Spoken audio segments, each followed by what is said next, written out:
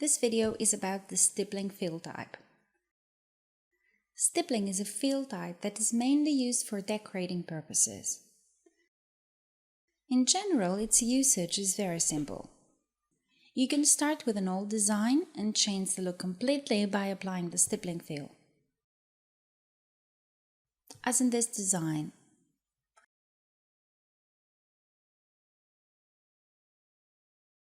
Or it can be used for holding different quilt parts together.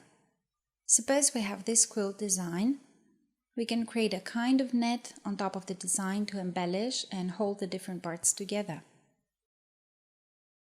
Stippling is an auto-generated pattern that can be used in any fill object. You can simply select an object and set it to be stippling. The stipple pattern is then automatically generated and the object is filled. Let's see some of the stippling options. By using offset, we can move the stipple fill to the inside or outside to make a better fit.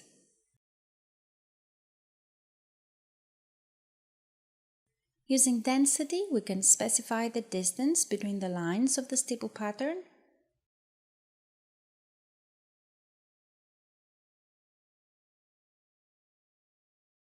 And finally, by using length, we can specify the length of each stitch of the stipple pattern.